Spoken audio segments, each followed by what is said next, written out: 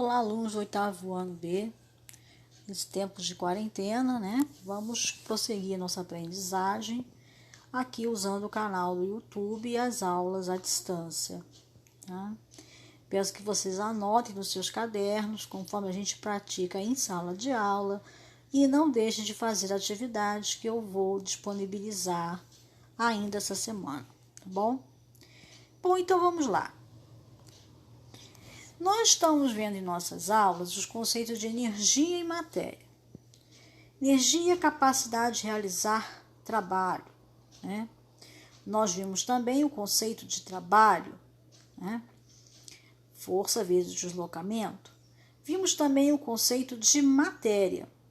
Agora vamos aplicar um pouco mais disso no nosso dia a dia, né? Ver como é que funcionam os diferentes tipos e fontes de energia. Como isso impacta o nosso dia a dia e como podemos fazer para melhorar a qualidade de vida nesse sentido. Vamos falar também um pouco das transformações da energia. Vamos lembrar que a energia não pode ser gerada, ela só pode ser transformada. Como essas transformações ocorrem no dia a dia? Seguindo isso, vamos falar um pouco sobre a eletricidade. Como formam os circuitos elétricos, como isso acontece no nosso dia a dia e como nós podemos usar isso de forma segura e sensata. Finalmente, vamos falar um pouco também sobre o uso consciente da energia elétrica. Evitar desperdícios, evitar uma conta de luz muito cara e também garantir a qualidade de vida. A eletricidade é muito importante no nosso dia a dia, mas o uso consciente é necessário. Vamos continuar então falando sobre os impactos socioambientais. Como é isso, a energia em nosso dia a dia? O termo energia pode ser utilizado em diferentes contextos. Neste momento, estamos estudando energia no processo de funcionamento de uma máquina, de um equipamento ou de um aparelho que fazem parte do nosso dia a dia. Vejamos.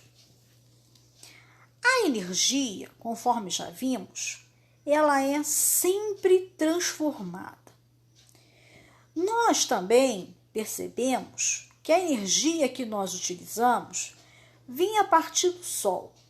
O Sol fornece a energia para a síntese de glicose que acontece nas plantas.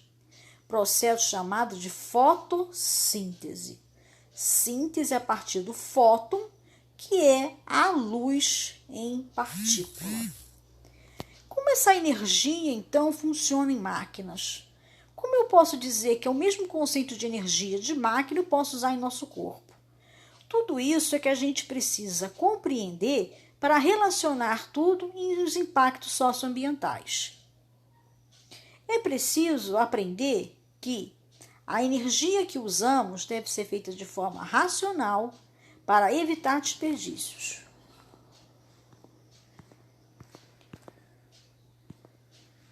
Bom, costumamos ouvir na mídia falando sobre energia renovável e energia não renovável. Que tipo de conceito é esse? Aqui estamos vendo algumas palavras destacadas que costumamos ouvir há muito tempo no dia a dia. O que é uma energia renovável? O que é uma energia não renovável? Já que a energia não pode ser produzida, só pode ser transformada. Como acontece isso? Vamos então entender aqui em dois exemplos. Vamos falar primeiro do combustível fóssil. Sim, o petróleo. O petróleo é formado através de restos de vegetais e animais, que foram depositados há muito tempo. Esses restos de animais e vegetais demoram muito para se formar um petróleo. Sendo assim, a renovação desta fonte de energia demora muito. Por isso, nós dizemos que o combustível fóssil é uma energia não renovável. Ou seja, para que a gente consiga novamente o petróleo, vai demorar muito tempo. Então, precisamos usar com racionalidade. Agora veja, vamos comparar a energia eólica, ou seja, a energia presente no movimento do vento. Essa energia é facilmente renovada, já que nós temos sempre vento ocorrendo em nossas cidades.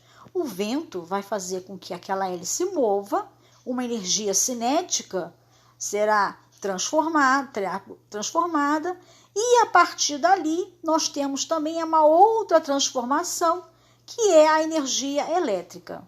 Então a energia presente no movimento do vento que fez com que movimentasse aquela hélice foi transformada em energia elétrica. Veja, é fácil de ser renovada, por isso nós chamamos de energia renovável. É mais fácil de conseguir novamente. Outro exemplo que muitos países usam é o carvão. O carvão também é considerado energia não renovável, porque são restos de vegetais que viveram há muito tempo.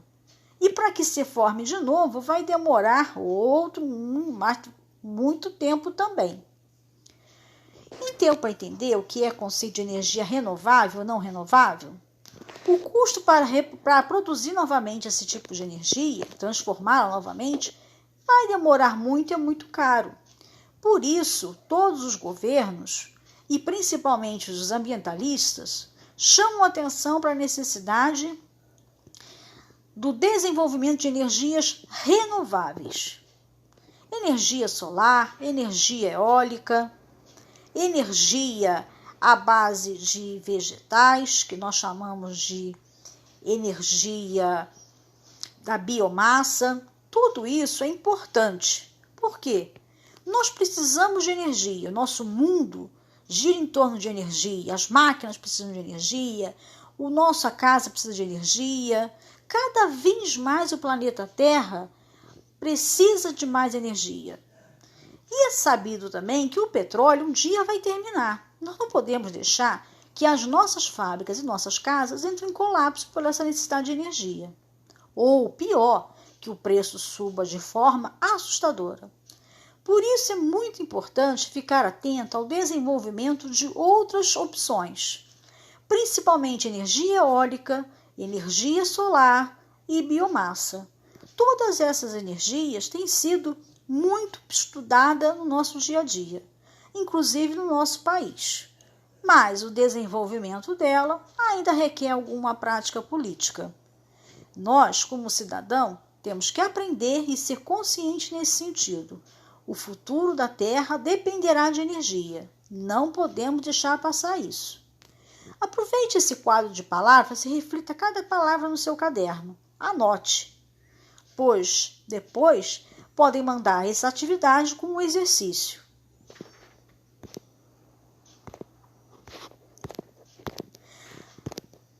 Bom, agora vamos retomar o conceito de eletricidade.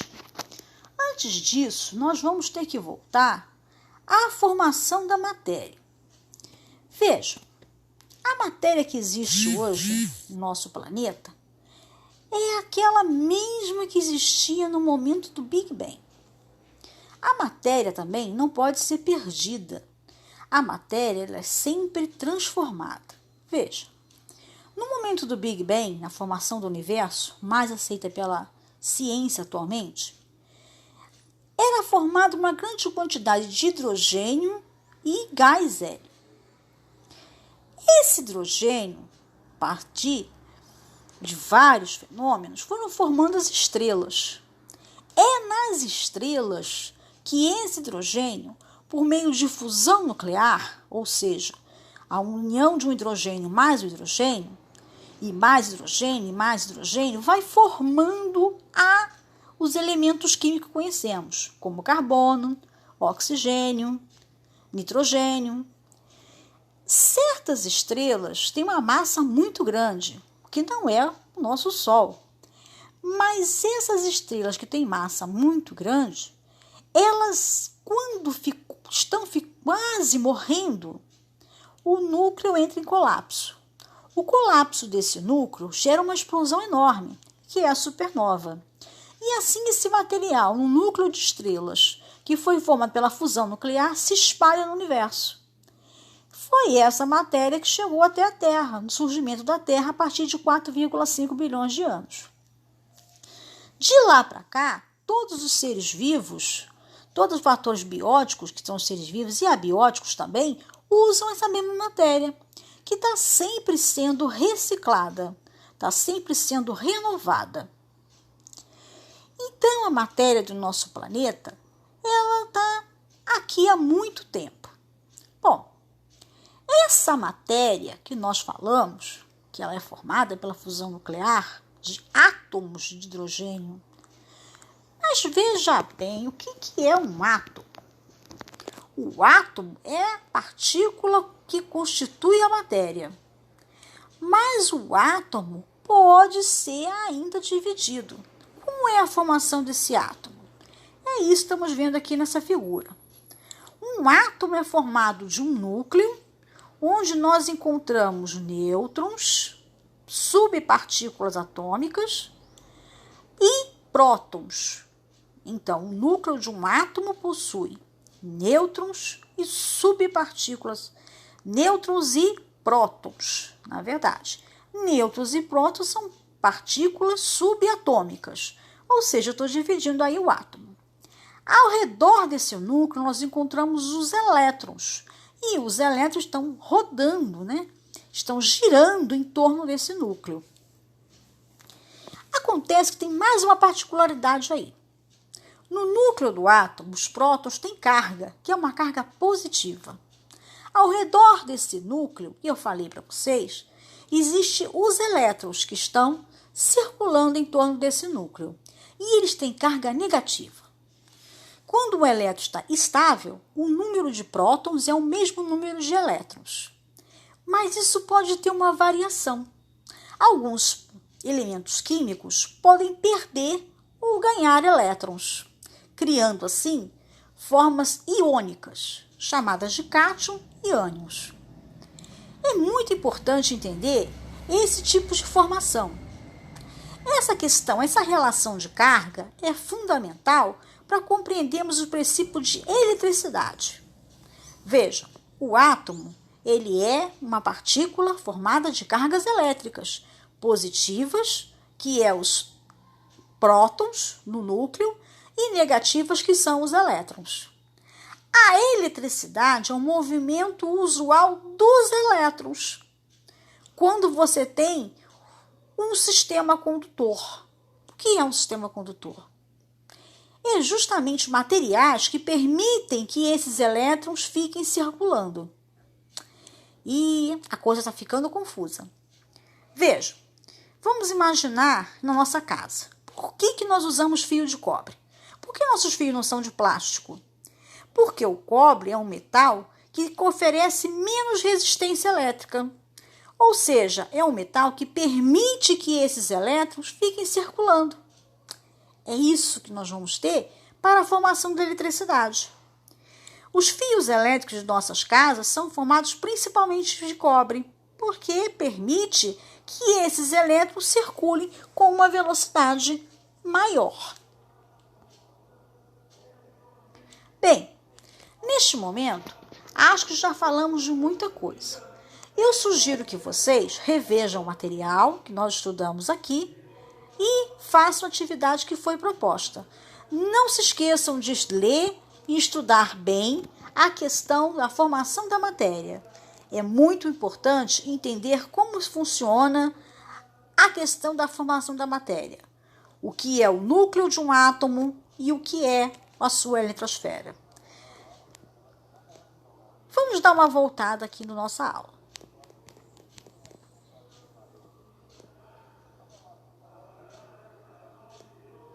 O que eu preciso que vocês entendam, e aí vamos resumir, é essa questão da formação da matéria.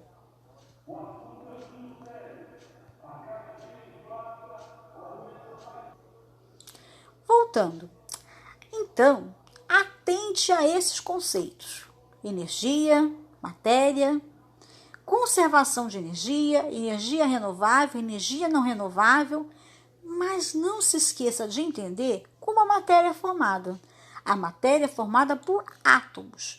Cada átomo tem um núcleo, onde eu encontro prótons e nêutrons, e os nêutrons têm carga positiva. E ao redor tem os elétrons, que têm carga negativa. Lembre-se que esses átomos podem ganhar ou perder elétrons. Isso é chamado de ionização. É importante entender isso para nós vermos a eletricidade, que na verdade é o movimento desses elétrons, que somente pode ocorrer, aliás, em um condutor. O que é um condutor? Aquele que é capaz de permitir esse movimento de elétrons. Estude isso, anote no seu caderno, faça anotações, não esqueçam de ver aquela quantidade de palavras que tem atrás e faça suas atividades. Em breve terá uma nova aula com a complementação de eletricidade. Até já. Bons estudos!